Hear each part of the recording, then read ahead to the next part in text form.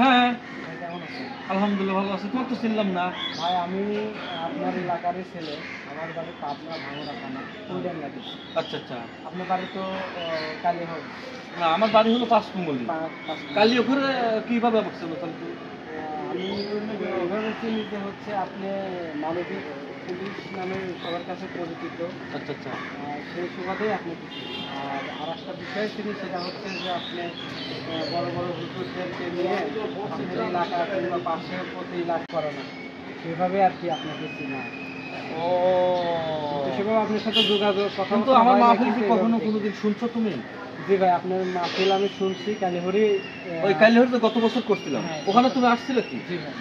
ও, তখন তুমি কোন কোন থানায় ছিলে বা কোন জেলায় ছিলা? আমি রাজশাহী আরআরএফের ফোর্স। আমি বগুড়া পুলিশ বগুড়া লাইন ছিলা? কিংবা হচ্ছে আপনার বগুড়া ছিল আর কি। জি বগুড়া থেকে তুমি ডিউটির ফাঁকে আসছিলে মাহফিলে গত বছরে?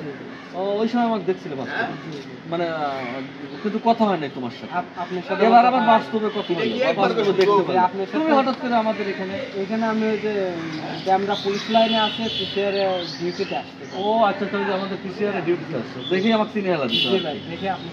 ও আচ্ছা, তাহলে তো তুমি আমাদের প্রতিবেশী।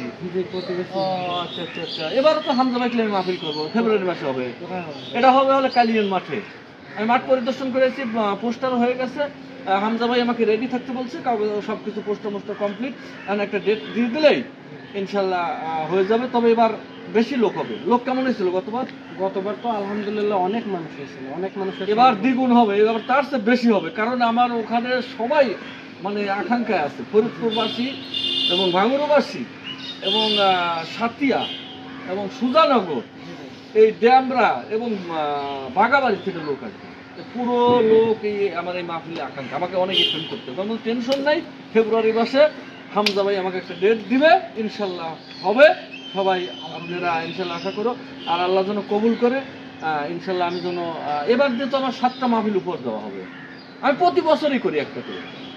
হ্যাঁ, দোয়া করো ইনশাল্লাহ। তুমিও পুলিশের চাকরি করো ভাই, আমিও চাকরি করি। হ্যাঁ, তবে আমি যুদ্ধের সময় মাহফিলগুলো করছি কিন্তু। আমি 2019 সালে 144 যারা জারি পাবনা জেলায় কোনো মাহফিল করতে পারবে না হামজা ভাইদের, বড় বড় আলেমদের, তারেক মনোয়ার বা ওই এম এ হাসিবুর, বিভিন্ন লোকের মাহফিল করতে পারবে না। কিন্তু সেখানের মধ্যে আমি হামজা ভাইকে নিয়ে করাইছিলাম। হ্যাঁ, ইমানের তাগিদে। আমি বলছিলাম যে চাকরি কি হবে, আল্লাহ ভরসা, আল্লাহর উপর ভরসা রাখছিলাম, রাইখে আমি ওনাকে নিয়ে মাহফিলটা বাস্তবায়ন করছিলাম। তো যাই হোক, যেহেতু যুদ্ধের সময় আমি মাহফিল করছি, এখন তার যুদ্ধ নাই, এখন তো আল্লাহ দিলে ভালো। আমার কথা যে দল দল শেষে তুমি মুসলমান, আমি মুসলমান, আমাদের নৈতিকতা দায়িত্ব, তাই না? আমার নৈতিকতা কি? আমি আমি আমি মুসলমানের সন্তান, আমাকে ইসলাম এবং আমার মানবিক কাজগুলো, এগুলো ইসলামের যেগুলো বিধিবিধান আছে সেগুলো তোমার আমাকে মেনে চলতে হবে নাকি? এগুলো কাজ করেই যেতে হবে।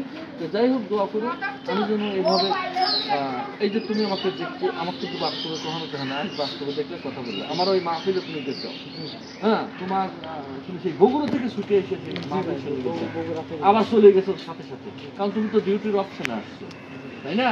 তো যাই হোক, এই যে তোমার একটা চাহিদা হয়েছে, ইমানের তাগিদে আছে, তুমি চলে আসছো। এবারও তোমাকে আমি যেহেতু সাক্ষাৎ হয়ে গেল, দেখা হয়ে গেল, আমাকে এভাবে চিনছো, এটাই আল্লাহর কাছে হাজার হাজার শুকরিয়া। তো সামনের বার, যে সামনের মাসের যে মাহফিলটা হবে হামজা ভাইকে নিয়ে, তোমাকে আমি অগ্রিম দাওয়াত দিলাম। হ্যাঁ, তুমি তাহলে 5 দিন ছুটি নিবা, দেখবে ভালো লাগবে। ইসলামের কাজে সময় ব্যয় করবা।